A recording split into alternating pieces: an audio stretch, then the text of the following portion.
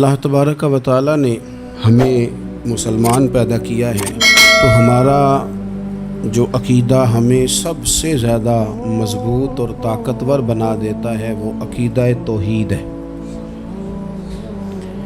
हमारा ये अक़ीदा है कि हमारे हक़ में, हमारे हाल पे जो भी फ़ैसला फ़रमाएगा वो हमारा रब ही फ़रमाएगा।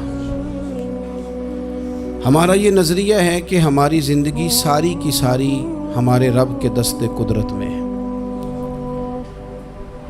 ये वो अक़ीदा है जो इंसान को बहुत सारी परेशानियों से, आजमाइशों से, तकलीफ़ों से महफूज कर लेता है। इंसान ताकतवर हो जाता है जब वो समझता है कि सारा कुछ मेरे रब के दस्ते कुदरत में है। फिर वो कोई तखरीब नहीं करता, कोई गलत रास्ता इख्तियार नहीं करता, कोई चोर दरवाज़ा इख्तियार नहीं करता, बल्कि वो अपने रब की रज़ा पे राज़ी रहने का आदी हो जाता है। अब अल्लाह तबारक व तआला ने एक कानून बनाया है और कानून हमें रब करीम ने इस तरह समझाया है कि ये ज़रूरी नहीं है कि जो तुम तलब कर रहे हो या जो तुम चाह रहे हो वही हो, और वो हो तो वो तुम्हारे हक़ में बेहतर भी हो।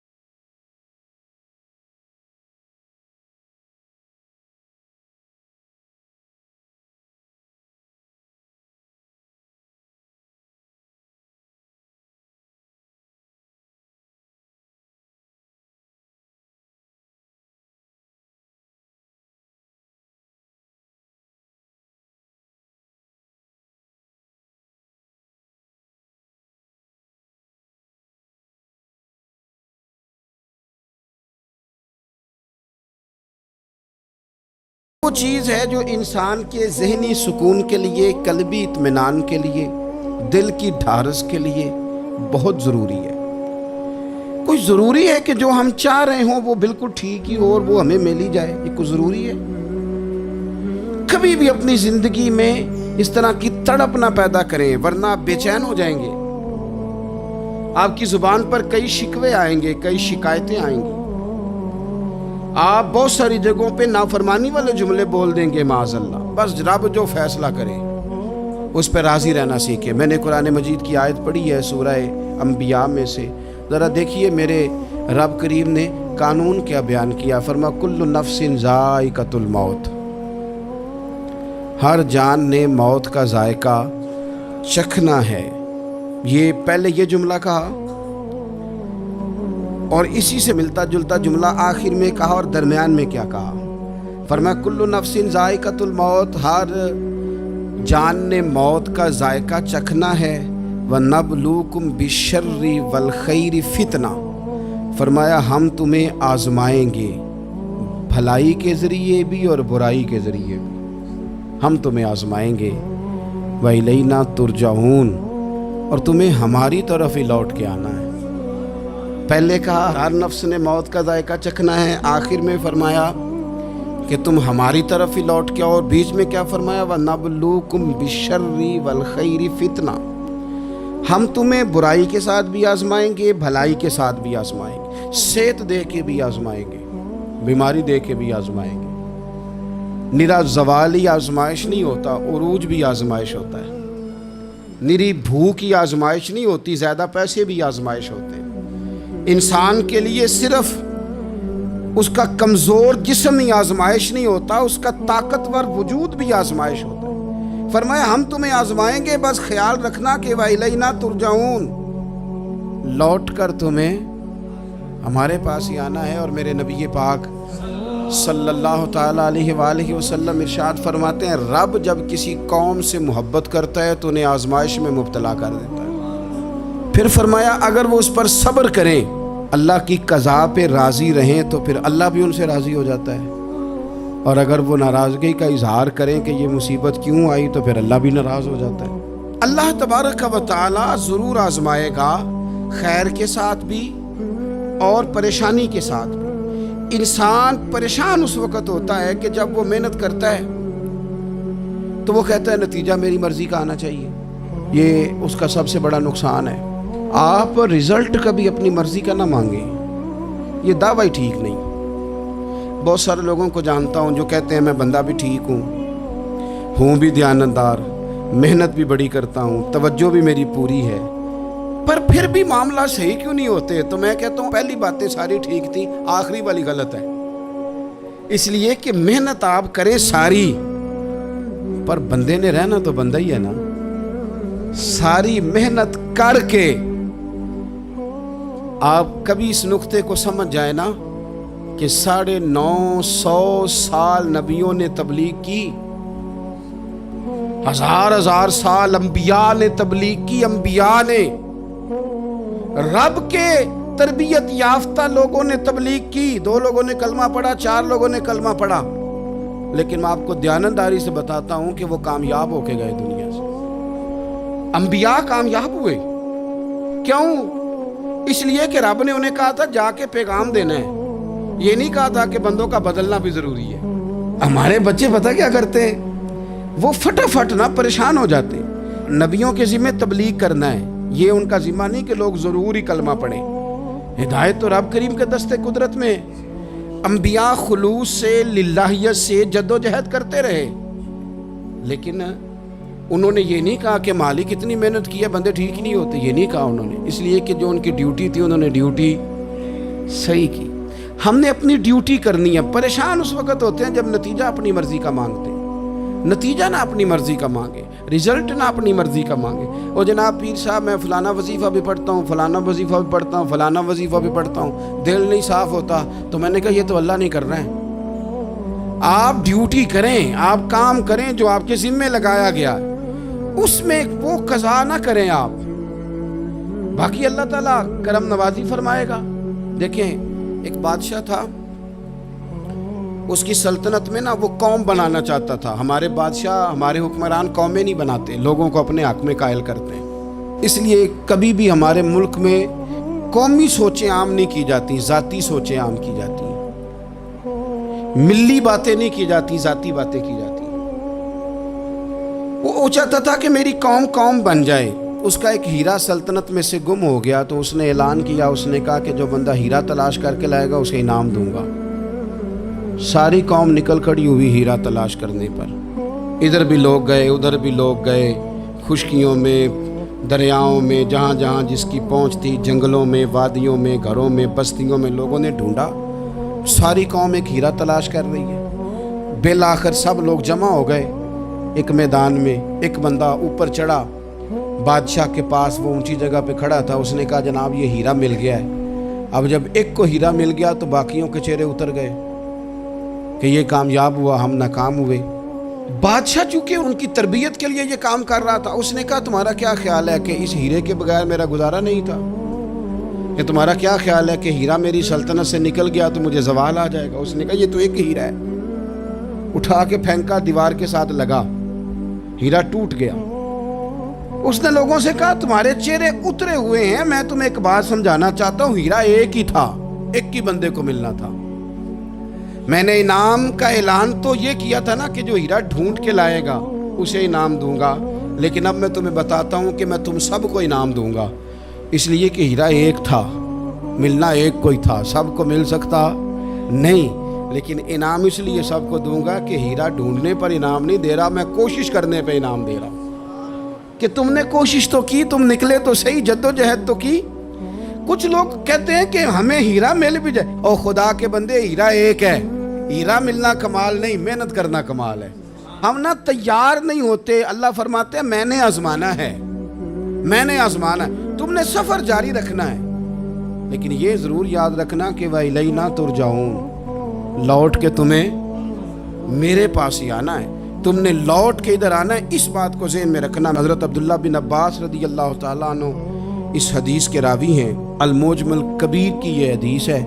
اللہ کے پیارے رسول صلی اللہ تعالیٰ علیہ وسلم ارشاد فرماتے ہیں کہ جس بندے کو 4 چیزیں مل گئی نا، اسے اللہ تعالیٰ نے دنیا اور آخرت کی بھلائیاں عطا فرما دی۔ 4 چیزیں جس شخص کو نصیب ہو گئی، یا رسول اللہ کون سی؟ حضور فرماتے ہیں جس کو شکر کرنے والا دل مل گیا، اور کریم محبوب فرماتے ہیں جسے اللہ تعالیٰ کا ذکر کرنے والی زبان مل گئی، اور حضور فرماتے ہیں جسے مصیبت پر صبر کرنے والا بدن مل گیا، اور جسے ایسی بیوی مل گئی جو نہ اس کے مال میں خیانت کرے گی، نہ اس کی عزت میں خیانت کرے گی۔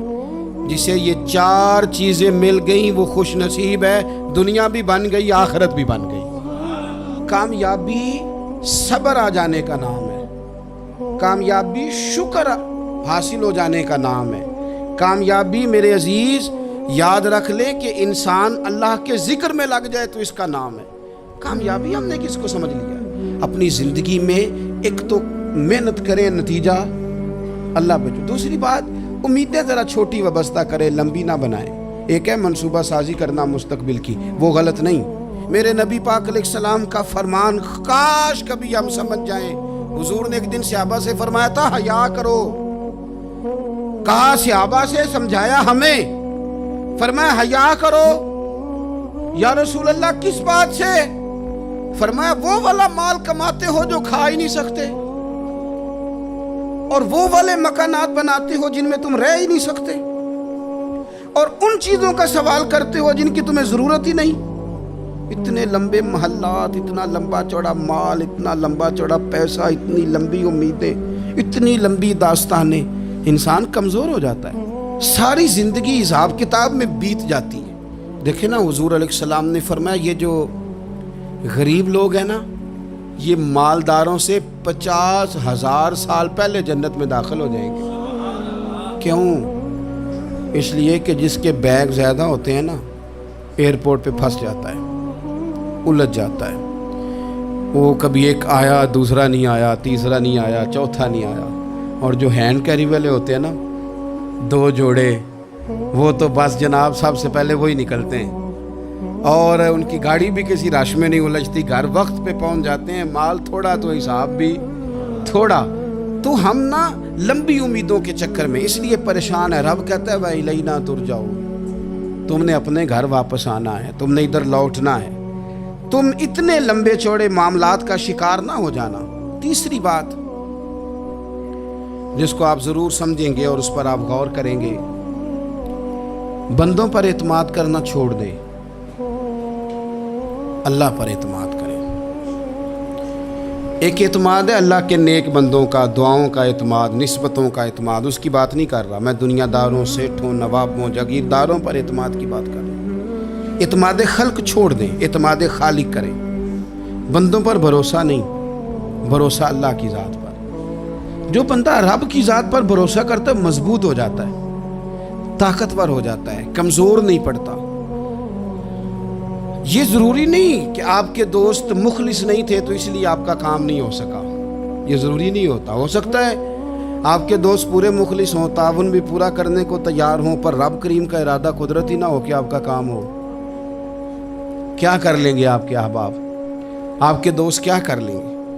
اللہ کا ارادہ قدرتی نہیں۔ شاید اسی لیے کسی درویش نے کہا تھا کہ خوش نصیب وہ ہے جو اپنے نصیب پہ راضی ہے، وہ شاید زیادہ نصیب والا ہے جو اپنے نصیب پہ خوش ہو گیا۔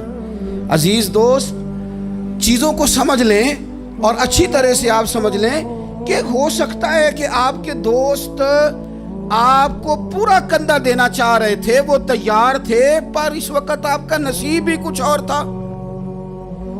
آپ ان خزانوں پر زیادہ توجہ کریں جو خزانے رب کے پاس ہیں۔ ہمیں اپنے تعلقات پر بڑا بھروسہ ہوتا ہے، ہمیں بڑا پتہ ہوتا ہے اتنے لوگوں سے میرا جرانہ ہے، فلانے سے میرے دوستی ہے، اور بھئی یہ سارے کام تب ہوں گے جب رب چاہے گا۔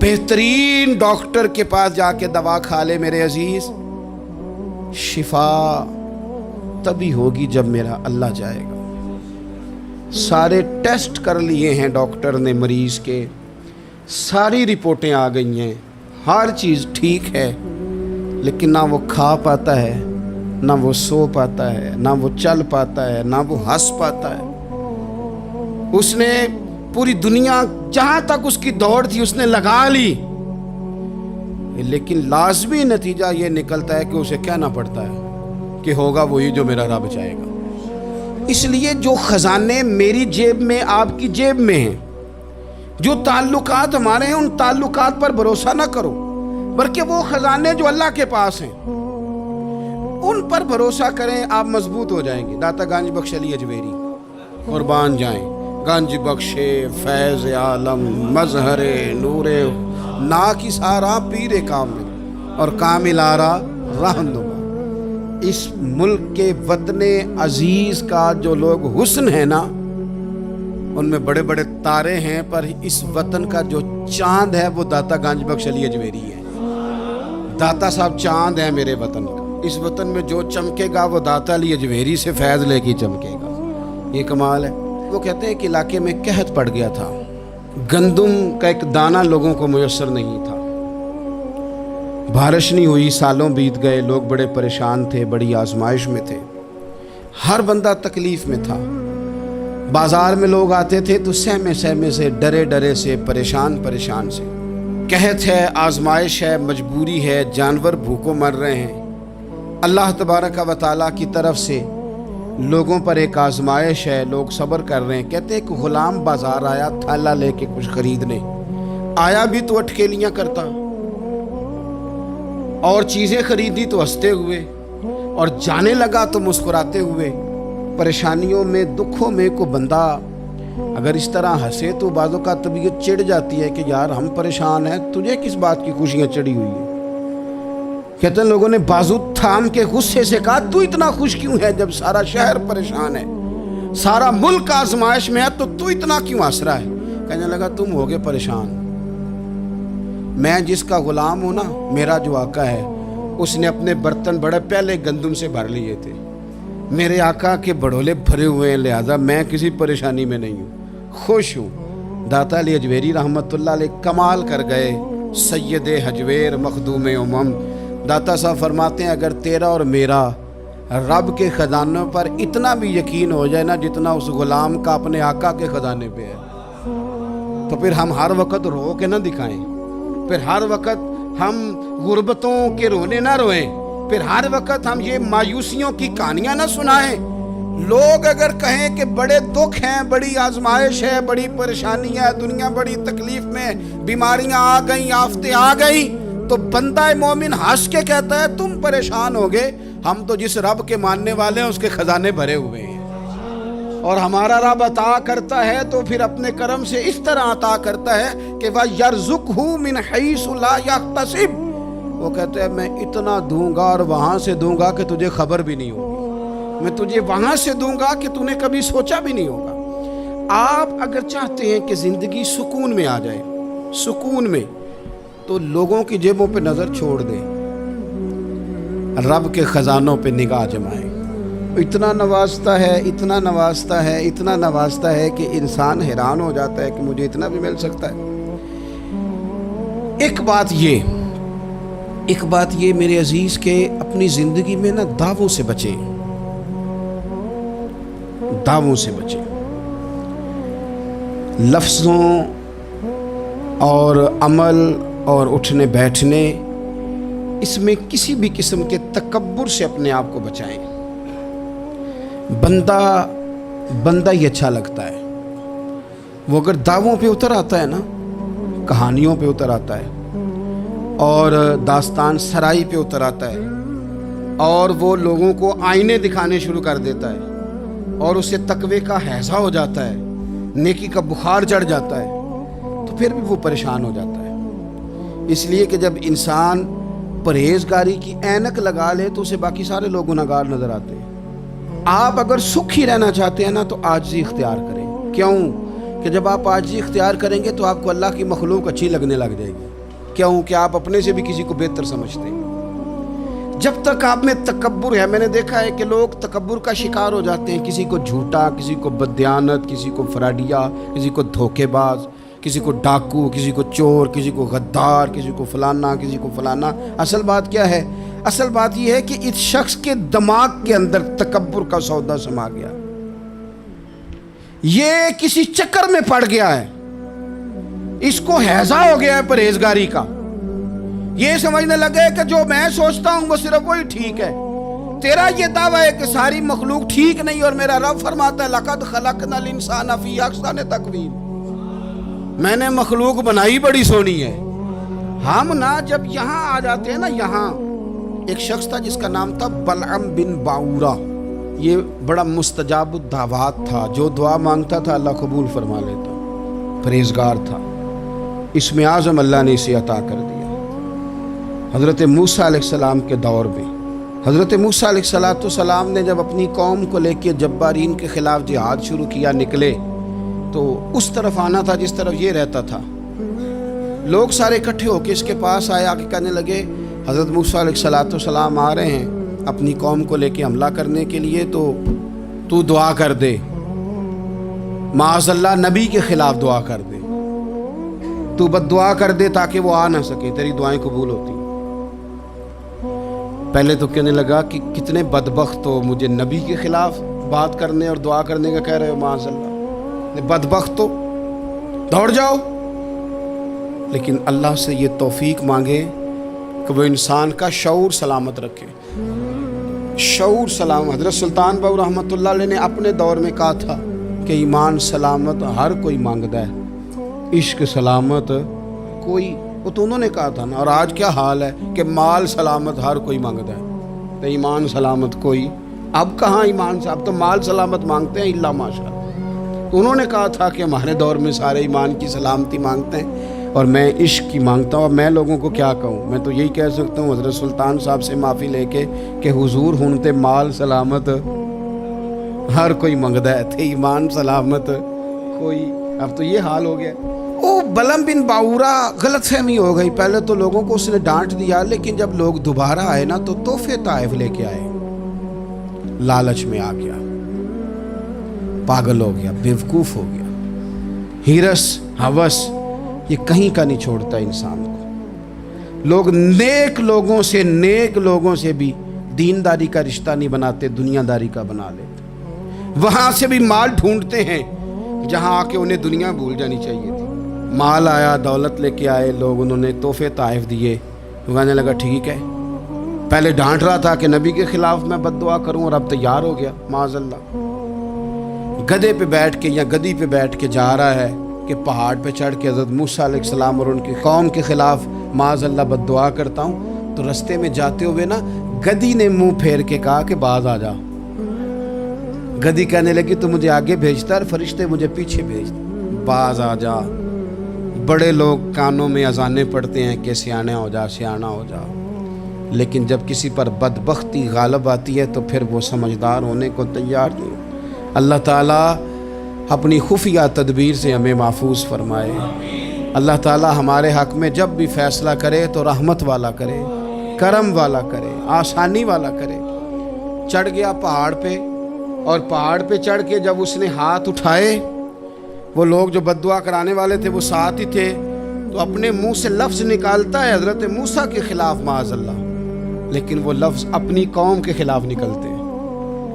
وہ ان کے خلاف بد دعا کرنے چلا تھا، تو چونکہ ہر چیز اللہ کے دستے قدرت میں ہے نا، تو زبان سے نکالتا کچھ ہے، نکلتا کچھ اور ہے۔ پھر وہ وقت بھی آیا کہ زبان لٹک گئی، سینے پہ آ گئی، عذاب آ گیا اللہ کا، تباہ ہو گیا اپنی قوم سمیت۔ اپنی زندگی میں یاد رکھ لیں اچھی طرح، ہرس، ہوس، تکبر، غرور، وہ کسی چیز کا بھی ہو، وہ انسان کو لے ڈوبتا ہے۔